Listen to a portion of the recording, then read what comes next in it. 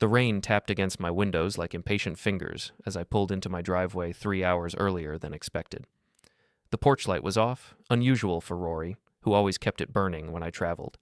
My cybersecurity consulting trip to Baltimore had wrapped up faster than anticipated, and I figured I'd surprise my wife with an early return. I should have called first. The front door was unlocked. Another red flag. Rory was obsessive about security, always lecturing me about home invasions and break-ins she'd read about on her real estate forums. I stepped inside, shaking rainwater from my jacket, and immediately noticed the wine glasses on the coffee table. 2 of them, both used. "Rory," I called out, keeping my voice casual. Footsteps thundered down the stairs, and she appeared in the hallway, hair disheveled, wearing a silk robe I'd never seen before. Her face went pale when she saw me. "Marlow, you're back early.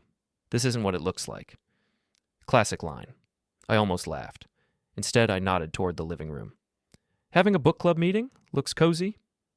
She followed my gaze to the wine glasses, then back to my face. Her mouth opened and closed like a fish gasping for air. On the armchair, my favorite reading chair, sat a man's jacket. Expensive, Italian leather. Definitely not mine. "I can explain," she started, but her phone buzzed on the side table. She lunged for it with the desperation of someone trying to catch a falling secret. Too late. I'd already seen the name on the screen, Liam with a heart emoji. "Explain away," I said, settling onto the couch. "I've got time."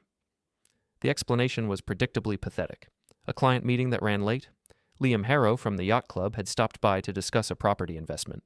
The wine was just being polite. The jacket? He'd forgotten it when he left 5 minutes ago. I nodded along, making appropriate sounds, while my mind catalogued every detail. The lipstick smudge on one of the wine glasses didn't match what she was wearing. The cologne lingering in the air was expensive, something woody and masculine that definitely wasn't my usual drugstore aftershave. Most telling of all, she kept glancing toward the stairs, as if expecting someone to come down.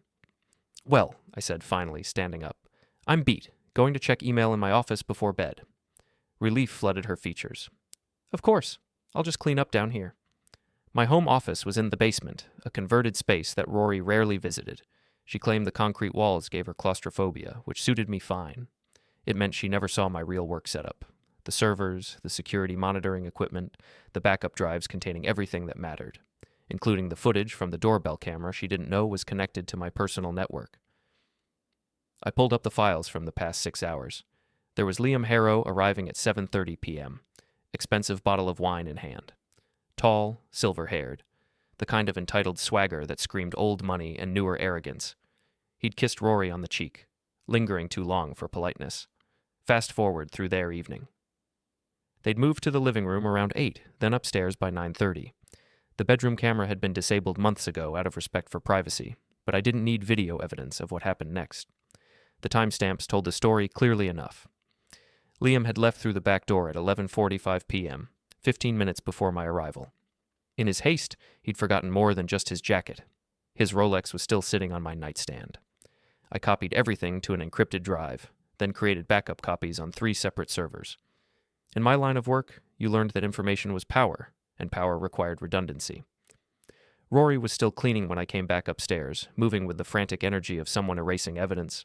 She'd changed into different clothes, jeans and a sweater instead of the silk robe. The wine glasses were gone, replaced by a single coffee mug. "Find everything okay in your office?" she asked without looking at me. "Perfect. Hey, someone left a watch upstairs. Expensive looking. You know whose it is?" She froze, dish rag halfway to the coffee table. "A watch?" "Rolex, on my nightstand. Strange place for it." Maybe the cleaning lady found it somewhere and left it there? You know how Maria is with lost items." Maria was 67 years old and cleaned houses for a living. The odds of her owning a $15,000 Rolex were roughly the same as me believing my wife's story. "I'll ask her next week," I said. "Night, honey." Before we dive deeper into this story, I have one small request. Please subscribe, drop a like, comment, and hit that hype button to boost this channel so more people can discover these incredible Reddit stories. I kissed her cheek, the same cheek Liam had kissed earlier, and headed upstairs. The Rolex was exactly where I'd said it would be, still warm from recent wear. I photographed it from every angle, documenting the inscription on the back. "To Liam, love always mother, Harvard graduation 2008. Sentimental and stupid, the perfect combination." In the bathroom, I found more evidence. An extra toothbrush in the holder, still damp. men's cologne on the counter, the same woody scent from downstairs, a towel that smelled like unfamiliar shampoo. Rory had been planning this for a while. This wasn't some spontaneous affair or moment of weakness. She'd been setting up a second life in my house, using my space, my furniture, my marriage as cover for her games. The smart play would have been to confront her immediately, demand explanations, threaten lawyers and consequences. Most husbands would have stormed downstairs, waved the evidence around, started the inevitable screaming match that would wake the neighbors and provide gossip for months. But I wasn't most husbands. 20 years in the military had taught me patience. A decade in cybersecurity had taught me that the best attacks were methodical, comprehensive, and absolutely devastating. Rory wanted to play games in my house? Fine. But she'd forgotten the most important rule of any game. The house always wins. Morning came with more rain, and the sound of Rory moving around the kitchen like a woman with a clear conscience. I found her making coffee, humming some tune I didn't recognize, wearing the kind of smile that suggested our conversation the night before had never happened. "Sleep well?" she asked, not quite meeting my eyes. "Like a rock. You?" "Wonderful. I was thinking we should have dinner at the yacht club tonight. Celebrate your successful trip?"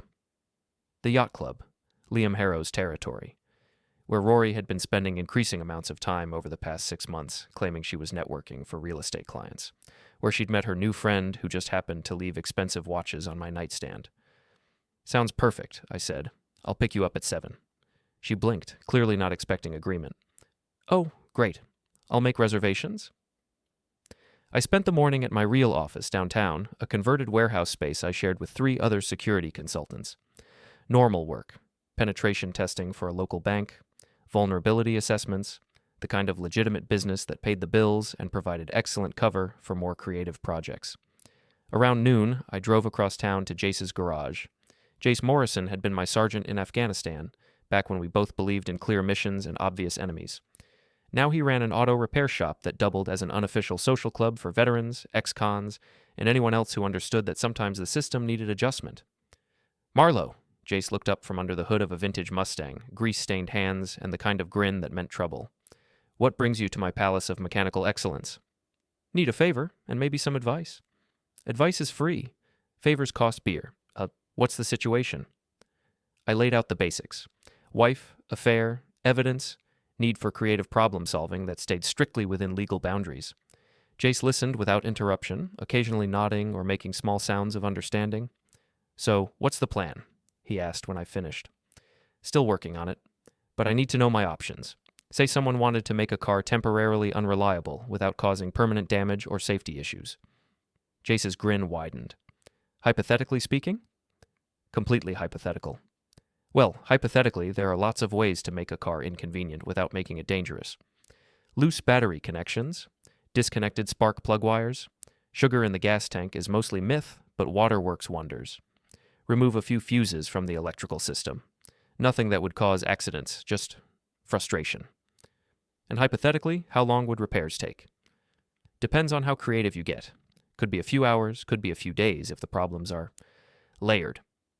I bought him a case of beer and left with a much clearer picture of my possibilities. Rory drove a leased BMW, her pride and joy, the car she used to ferry clients around town and project success. Liam drove a Porsche that probably cost more than most people's houses. Both vehicles would be at the yacht club tonight. The afternoon was spent on preparation. I moved important documents from our shared safe to my office, changed passwords on accounts that mattered, set up monitoring software on our home network that would track every device, every connection, every digital footprint. Most importantly, I visited our bank. "Mr. Trasker," Jennifer Walsh, our account manager, greeted me with professional enthusiasm. "What can I do for you today?" "I need to discuss account security. My wife's been getting strange calls about unauthorized access attempts. It was amazing how quickly banks moved when you mentioned security threats. Within an hour, I'd added 2-factor authentication to all our accounts, changed the primary contact information to my phone number, and set up alerts for any transactions over $500. All perfectly legal. All perfectly reasonable. All designed to make Rory's life significantly more complicated if she tried anything creative with our finances. The house deed was already in my name only, a precaution I'd taken when we bought the place, given Rory's habit of making expensive decisions without consultation. She'd signed the papers without reading them carefully, trusting me to handle the boring legal details. Trust. Such a fragile thing. I arrived home at 6:30 to find Rory in full yacht club regalia, designer dress, expensive jewelry, the kind of calculated elegance that screamed, "Look at me, I belong here." She'd spent obvious time on her appearance, which meant she was expecting to see someone who mattered. "You look beautiful," I said, and meant it. Whatever else Rory was, she'd never been anything less than stunning. "Thank you." She seemed surprised by the compliment. "You're wearing that?" I looked down at my khakis and button-down shirt. "What's wrong with this?" "Nothing. I just thought... Never mind. We should go." The yacht club sat on a bluff overlooking the harbor, all weathered shingles and old money pretensions. I'd never felt comfortable there, surrounded by people who'd inherited their success rather than earned it. But Rory loved it. The gossip, the networking, the chance to pretend she belonged to a world that had existed long before she arrived. The dining room was half full, the usual Friday night crowd of local business owners and their wives. I recognized most of the faces, could probably recite their stories. Who was sleeping with whom, who was drinking too much, who was leveraging their house to fund their lifestyle. "Marlow! Rory!" Chelsea Brennan waved us over to a corner table. She was flanked by Brianna Walsh and Ava Sinclair, Rory's closest friends in the club hierarchy, the kind of women who measured success by the size of their diamonds and the exclusivity of their gossip. "How was Baltimore?" Ava asked as we sat down. "Productive, boring, the usual corporate security consulting." "Sounds fascinating," Brianna said with the tone people used when they meant the exact opposite. I was scanning the room when I spotted him. Liam Harrow, holding court at the bar with two other men I recognized as hedge fund types. He was gesturing with his left hand, the hand that should have been wearing the Rolex, currently sitting in my office safe. He looked our way once, caught sight of Rory, and smiled, the kind of smile that suggested shared secrets and future plans. "Excuse me," I said, standing up. "I need to use the restroom." Instead, I walked to the bar. Liam saw me coming, and his expression shifted from confident to cautious. "Liam Harrow, right?" I extended my hand. "Marlow Trasker. I think you know my wife, Rory." His handshake was firm, but brief. "Of course. Rory's mentioned you. Security consulting, isn't it?" "That's right. I help people protect what's theirs. Speaking of which, I found something that might belong to you." I pulled out my phone, showed him the photo of his Rolex. "Found this in my bedroom last night. Strangest thing." The color drained from his face. His companions were watching now, curious about the conversation. That's not mine," he said, but his voice lacked conviction. "Really? Because it has an inscription. To Liam, love always mother, Harvard graduation 2008. Quite a coincidence, don't you think?" One of his friends laughed. "Busted, Liam. What were you doing in this man's bedroom?" Liam's jaw tightened. "There must be some mistake." "Must be. Tell you what, why don't you swing by tomorrow and pick it up? I'd hate for such an expensive family heirloom to stay lost." I walked back to our table, leaving him to explain to his friends how his watch had mysteriously appeared in a married woman's bedroom. Rory was watching me with barely concealed panic. "Everything okay?" she asked. "Perfect. Just returning lost property to its rightful owner." The rest of dinner passed in strained conversation. Rory kept glancing toward the bar, where Liam was having what appeared to be an increasingly uncomfortable evening. Her friends filled the silence with gossip and speculation about other club members, but I could see Rory wasn't really listening. We were walking to our cars when Liam intercepted us in the parking lot. "Trasker, we need to talk." "I don't think we do," I replied, "but you're welcome to call and set up an appointment during business hours." "This is business. You have something of mine." "I have something I found in my house. Whether it's yours is still an open question." Rory was looking back and forth between us like a spectator at a tennis match. "What's going on?" "Your husband thinks he's clever," Liam said. "I don't think anything. I know exactly what I am." I stepped closer, close enough that he had to look up slightly to meet my eyes. I'm a man who pays attention to details, who notices when things are out of place in his own home, who believes in protecting what belongs to him. Is that a threat? It's a statement of fact. "Have a good evening, Liam. Rory, ready to go home?" She nodded mutely, following me to our car. We drove in silence for the first few miles, the tension thick enough to cut with a knife. "What was that about?" she finally asked. "Just returning lost property. Amazing how careless people can be with valuable things." "Marlow, if you think—" "I don't think, Rory. I know. The question is what we're going to do about it." She stared out the passenger window for the rest of the drive home. When we pulled into our driveway, she turned to face me. "What do you want?" Honesty would be a good start. And if I can't give you that? I smiled, the same cold smile I'd been practicing all day. Then I guess we'll find out just how creative I can get. The house always wins, Rory, and you're about to learn that I've been playing a much longer game than you realized. Saturday morning brought sunshine and the sound of Rory making phone calls in the kitchen. Urgent, whispered conversations that stopped abruptly whenever I entered the room. She was coordinating with someone, probably Ava, her partner in whatever scheme they'd been hatching. I spent the morning in my office, expanding my surveillance network. The beauty of modern technology was how much people revealed without realizing it. Social media posts, location data, credit card transactions, all painting a detailed picture of lives people thought were private. Liam Harrow had been busy. His Instagram showed regular visits to expensive restaurants, always tagged with location data. Cross-referencing with Rory's credit card statements revealed she'd been at the same places, same times, over the past 3 months. Amateur hour. More interesting was his LinkedIn profile. Senior portfolio manager at Hartwell & Associates, a boutique hedge fund that managed money for wealthy families. The kind of position that required security clearances and background checks. The kind of position that could evaporate if certain information reached the wrong people. Around noon, Jace called. Your hypothetical car situation? Might want to check the yacht club parking lot tonight. I heard there might be some mechanical difficulties. Hypothetically? Completely hypothetical. Also, you might want to bring a camera, for insurance purposes. I found Rory in the living room, laptop open, frantically typing. She slammed it shut when she saw me. Working on Saturday? I asked. Just catching up on some listings. The market's been crazy. I'm sure it has. Listen, I'm thinking of having some people over tonight. Jace, maybe a few other friends. You mind? Her relief was obvious. Of course not. I was actually planning to go out with the girls anyway. Ava's having a dinner party. Perfect. She wanted space to coordinate with her co-conspirators, and I needed her out of the house for what came next. Sounds great. What time will you be back? Late. Don't wait up. She left at 6, dressed for seduction rather than a girls' dinner. I gave her a 15-minute head start, then followed in Jace's pickup truck. Borrowed for the evening to avoid being spotted in my own car.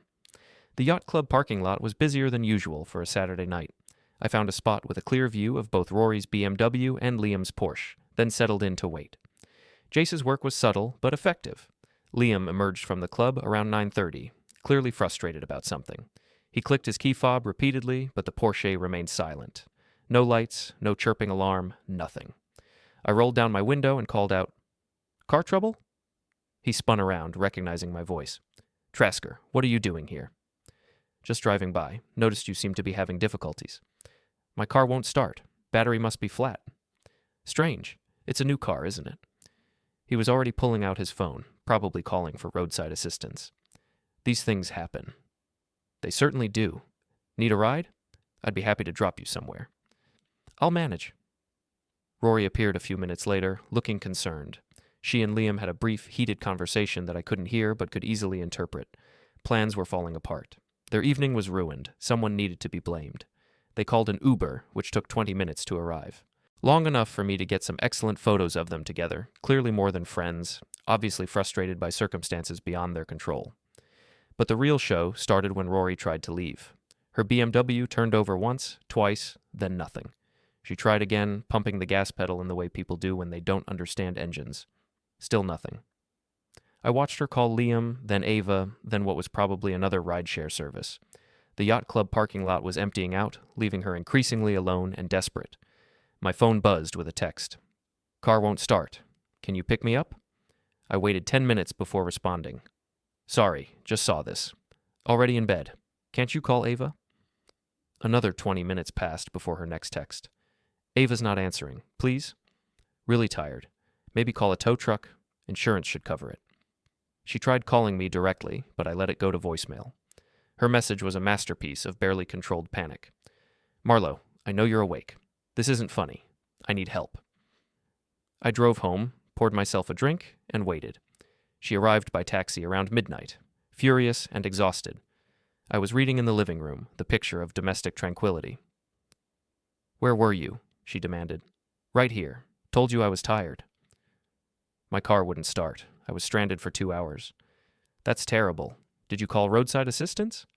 "They can't look at it until Monday, and your phone was going straight to voicemail." I held up my phone, showing full battery and signal strength. Seems to be working fine now. Maybe you dialed wrong? She stared at me with naked suspicion. This isn't a coincidence. What isn't? My car, Liam's car, both breaking down on the same night. Liam was there? I thought you were having dinner with Ava. She realized her mistake immediately, but it was too late. We ran into him at the restaurant. Ah, well, mechanical problems happen, especially with complex modern vehicles. All those computers and sensors, so many things that can go wrong. You did this? Did what? I was home all evening. Ask the neighbors. They saw me taking out the trash around 10. Which was true. I'd made sure Mrs. Fennell next door had seen me, even waved and commented on the weather. Perfect alibi. Perfect timing. I know it was you, Rory said, but her voice lacked conviction. Prove it. She couldn't, of course. Jace's work was too professional, too subtle. To any mechanic, the problems would look like random electrical failures, the kind of thing that happened to expensive cars with complicated systems. This isn't over, she said, heading for the stairs. No, I agreed. It's not. Sunday brought new developments. Rory spent the morning on her phone, coordinating tow trucks and rental cars. I offered to help, which only made her more suspicious. I can handle it myself, she snapped. Of course you can. You're very capable. The sarcasm wasn't lost on her, but she couldn't call me on it without admitting she knew exactly why I might be feeling sarcastic. While she dealt with automotive logistics, I paid a visit to Detective Ray Sims at the local police station. Ray and I had served together in Iraq, back when the world seemed simpler and enemies wore uniforms. Marlow, good to see you. What brings you by? Need some advice. Hypothetical situation involving a cheating spouse and her boyfriend. Ray's expression grew serious. How hypothetical are we talking? Completely hypothetical. Say someone discovered their wife was having an affair. What would be the proper legal response? Document everything. Get a lawyer. File for divorce if that's what they want. Do not take matters into their own hands. And if the boyfriend was potentially involved in financial crimes? That would be a matter for the appropriate authorities. Why do you ask? I showed him some of the information I'd gathered on Liam. Not the personal stuff, just the financial irregularities I'd uncovered through public records searches. Investment patterns that suggested insider trading, client accounts that showed unusual activity. Interesting, Ray said, studying the documents. Where did you get this? Public records. Amazing what you can find if you know where to look. I might need to look into this further. Purely as a matter of public interest, you understand. Of course. Hypothetically speaking, how long would such an investigation take? Hard to say. Could be weeks, could be months. Depends on what we find. I left the police station feeling much better about my position. Ray would do his job, which meant Liam's professional life was about to become very complicated. Not because of anything I'd done directly, but because criminals eventually got caught. The house always wins, especially when it has help from law enforcement. Rory was waiting when I got home, sitting at the kitchen table with a stack of papers and a grim expression. We need to talk, she said. I'm listening. I know what you're doing. What am I doing? Playing games. Trying to control me. It won't work. I sat down across from her, noting the papers were printouts of our bank statements and insurance policies. She'd been doing research of her own. I'm not playing anything, Rory. I'm just protecting my interests. Your interests? The house, the accounts, my reputation. The things that matter to me. What about our marriage? Does that matter? Does it matter to you? She didn't answer immediately, which was answer enough. I want a divorce, she said finally. Okay. She blinked, clearly expecting more resistance. Okay? If that's what you want, I'll call my lawyer Monday morning. I want half of everything. You can want whatever you like. What you get depends on the circumstances of our separation. What's that supposed to mean? I smiled, the same cold smile that was becoming my signature expression. It means adultery affects property division in this state. It means judges don't look kindly on spouses who use marital assets to fund affairs. It means you might want to get a very good lawyer. She went pale. You can't prove anything. Can't I? I left her sitting at the table, surrounded by papers that suddenly seemed much less favorable than they had an hour earlier. The game was accelerating, moving toward its inevitable conclusion. But I wasn't done yet, not by a long shot. Monday morning brought rain and the sound of Rory making angry phone calls. Lawyers, friends, anyone who might provide support for her increasingly desperate position. I listened from my office, cataloging names and numbers for future reference. My own lawyer, Patricia Stone, was a sharp woman in her 50s who specialized in complex divorce cases. She'd handled my business incorporation years earlier and understood both my resources and my temperament. Adultery case? She asked when I outlined the situation. Documented extensively. Photos, video, financial records showing expenditures that benefited the affair partner. Good. That strengthens your position considerably. What are you looking for in terms of settlement? I want to keep the house and my business assets. She can have her car and personal belongings. That's aggressive but defensible, given the circumstances. What about alimony? I'd prefer to avoid it entirely. Patricia made notes, asking detailed questions about our finances, the timeline of the affair, and the evidence I'd gathered. Professional, thorough, exactly what I needed. One more thing, I said. Her boyfriend may be facing criminal charges soon. Financial crimes. Will that affect our case? It could. If she was involved in or benefited from illegal activities, that changes everything. Keep me posted. I spent the rest of the morning implementing the next phase of my plan. Liam's professional life was already under scrutiny thanks to Ray's investigation, but I wanted to ensure maximum impact. The beauty of social media was how it created permanent records of poor judgment. Liam's Instagram and Facebook accounts showed a lifestyle that exceeded his reported income. Expensive vacations, luxury purchases, dinners at restaurants that cost more than most people's monthly salary. I created anonymous tips to his employer's compliance department, pointing out the discrepancy between his lifestyle and his declared income. Not accusations, just observations that might warrant internal review. Then I called his landlord. Liam rented a luxury condo in the downtown district, the kind of place that required extensive background checks and financial verification. I'd done some research on the property management company and discovered they took tenant screening very seriously. I'm calling about one of your tenants, I told the leasing manager. Liam Harrow in Unit 4B. I work in financial services, and there are some concerns about his income verification. What kind of concerns? The kind that suggest his application materials may not have been entirely accurate. I thought you should know. We appreciate the information. We'll look into it. Another domino positioned to fall. Liam's professional reputation, his housing situation, his financial stability, all suddenly vulnerable to scrutiny. But I wasn't done with Rory yet. Her real estate license required continuing education and ethical compliance. A few anonymous complaints to the state licensing board about her conduct. Nothing provable, just concerns about her professionalism and client relationships, would trigger an investigation that could tie up her career for months. I was researching the complaint process when Jace called. Your friend Liam had an interesting morning, he said. Oh? Seems his employer sent security to escort him out of the building. Something about an internal investigation. How unfortunate. Gets better. His fancy condo management company called him about lease violations. Apparently they don't like tenants who lie on their applications. Amazing how quickly things can unravel. Isn't it? By the way, your wife's car is ready. Turned out to be a simple electrical problem. Amazing how these modern vehicles can be so temperamental. Rory's BMW was delivered that afternoon, running perfectly. She accepted the keys with obvious suspicion, but couldn't complain about getting her transportation back. How much do I owe? She asked the tow truck driver. Already taken care of, ma'am. Your husband called this morning. She looked at me with narrowed eyes. How generous. Just being helpful. I know how important your car is to your work. That evening, she tried a different approach. Instead of confrontation, she opted for seduction. Expensive wine with dinner, meaningful looks, the kind of behavior that might have worked 6 months earlier.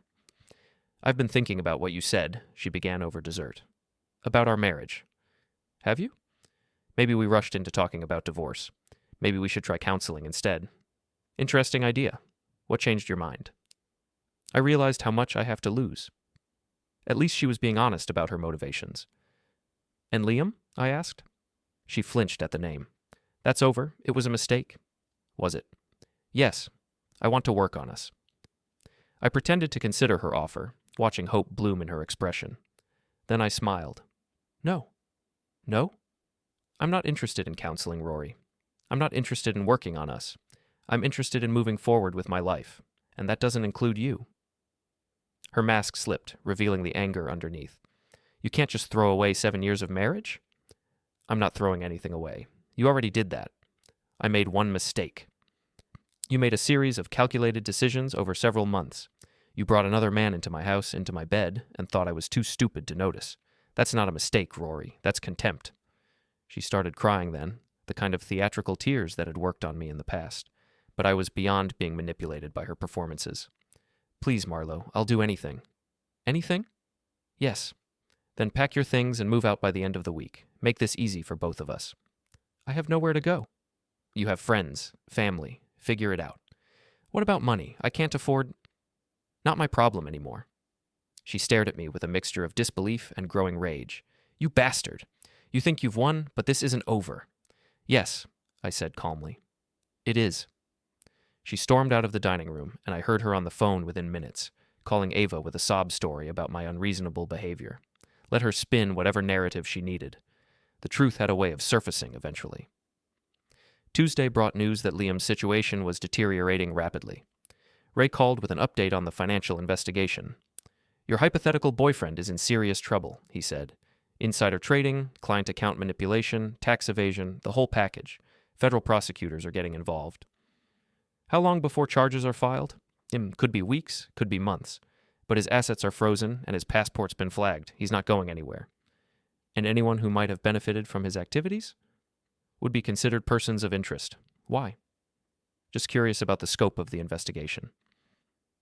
Rory's involvement with Liam was about to become a legal liability rather than just a personal one. If prosecutors could prove she'd received gifts or benefits from his criminal activities, she could face charges herself. The House always wins, especially when it has federal law enforcement on its side. Wednesday brought Rory's counterattack. She arrived home with Ava and 2 other women I didn't recognize, clearly intending to intimidate me through numbers and drama. We need to talk, Ava announced when I answered the door. Do we? You're destroying an innocent woman's life out of spite. Innocent? I laughed. That's an interesting choice of words. Rory made a mistake, but she doesn't deserve this. What exactly is this? Ava gestured vaguely. The harassment, the sabotage, the vindictive behavior. I haven't harassed anyone. I haven't sabotaged anything. I've simply stopped enabling poor decisions. You had her car vandalized. Did I? Can you prove that? You're trying to destroy her career. Her career is her responsibility, not mine. You're a monster, one of the other women said. I'm a man who discovered his wife was cheating and decided to protect his interests. If that makes me a monster, so be it. Rory finally spoke up. I want my things. They're upstairs. Help yourself. All of them. Everything that belongs to you. Yes. She led her support group upstairs while I waited in the living room, listening to drawers slamming and muffled conversations. They were up there for over an hour, clearly taking more time than necessary to make a point. When they came down, Rory was carrying 2 suitcases and a box of personal items. Not much to show for 7 years of marriage, but then again, most of our major purchases had been made with my money. I'll be back for the rest, she said. Call first. I don't want any more surprise visits. This is still my house, too. Actually, it's not. Check the deed.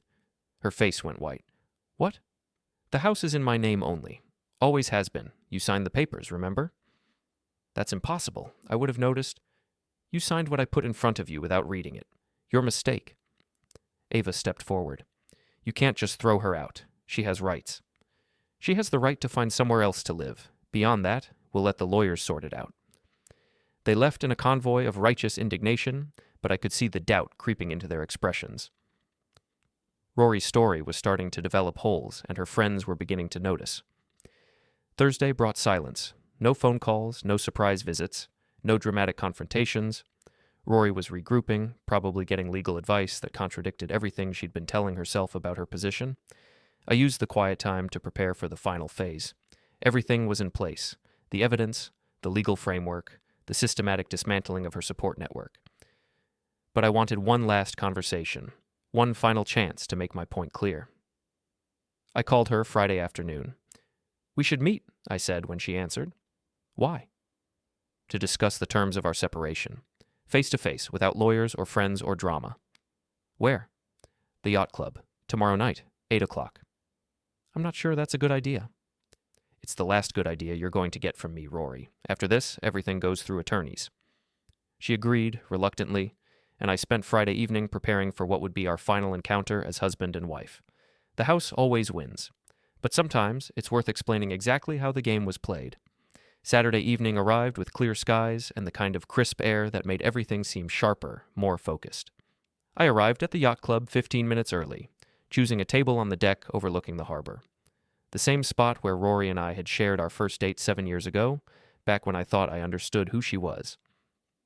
She arrived precisely at 8, dressed conservatively for once, navy dress, minimal jewelry, the kind of outfit that suggested she was taking this meeting seriously. She looked tired, older somehow, as if the past week had aged her in ways that makeup couldn't hide. "Thank you for coming," I said, standing as she approached. "Did I have a choice?" "Everyone has choices, Rory. That's what got us here." She sat across from me, folding her hands on the table. "What do you want?" "To understand. Help me make sense of how we got to this point." "Does it matter?" "It matters to me." She looked out at the harbor, watching boats bob in their slips. "When did you know?" "I suspected for months. Confirmed it last weekend when I came home early." "The watch. Among other things. You weren't as careful as you thought." "And you've been planning this whole thing since then?" "Planning what?" "Don't play dumb, Marlow. Liam's lost his job, his apartment, probably his freedom if those federal investigators have their way. My career is under review. My friends are asking questions I can't answer. You've systematically destroyed both our lives." "I haven't destroyed anything. I simply stopped protecting you from the consequences of your choices." "That's semantics. That's reality. You want to blame me for Liam's financial crimes, for your professional misconduct, for the lies you told your friends. I didn't create those problems, Rory. I just stopped helping you hide them." She finally looked at me directly. "Why? Why what? Why go to all this trouble? Why not just ask for a divorce and be done with it?" I considered the question, trying to find words for something that went deeper than simple revenge.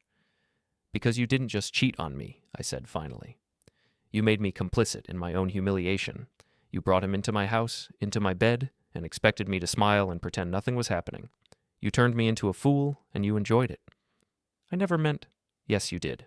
Every time you looked at me after being with him, every time you lied to my face, every time you used my money to buy him gifts, you meant it. You chose to make me the joke." Tears started down her cheeks, but I felt nothing. The woman I'd loved was gone, if she'd ever existed at all.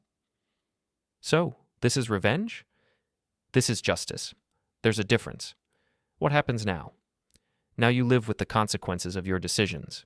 You find a new place to live, a new job if the licensing board suspends you, new friends who don't know the whole story. You start over. And you?" "I go back to my life. My house, my work, my peace of mind. It won't bring back what we had. I don't want back what we had. What we had was built on lies." She wiped her eyes with a napkin, smearing her mascara. "I did love you, in the beginning. Maybe, but love isn't enough when it's not accompanied by respect. And you never loved me?" "I loved who I thought you were. Turns out that person didn't exist." We sat in silence for several minutes, watching the sun set over the harbor. Other couples walked past, holding hands, laughing, living the kind of life we might have had under different circumstances. "The house," she said finally. "There's really no way—" "No. My lawyer says I might have a claim." "Your lawyer is wrong. The deed is clear, the documentation is thorough, and your adultery eliminates any equitable claims you might otherwise have had." "I have nowhere to go." "You have family in Ohio, friends who might still take you in. Options exist if you're willing to swallow your pride." "This is really it, then?" "This is really it." She stood up slowly, gathering her purse and jacket. "I hope you're happy, Marlow. I hope this gives you everything you wanted. It gives me what I need. That's enough." She walked away without looking back, her heels clicking on the wooden deck. I watched until she disappeared into the parking lot, then ordered another drink and sat watching the harbor until the stars came out. My phone buzzed with a text from Jace. "How did it go?" "It's finished," I typed back. "Good. You did the right thing." Maybe. Or maybe I'd just proven that I could be as ruthless as anyone when the situation demanded it. Either way, I was at peace with my choices. The drive home took me through the neighborhood where Rory and I had walked on summer evenings, past the coffee shop where we'd spent Saturday mornings reading newspapers, by the park where we'd talked about buying a house and starting a family, 7 years of shared history reduced to evidence in a divorce file. But as I pulled into my driveway, my house, my sanctuary, I felt something I hadn't experienced in months.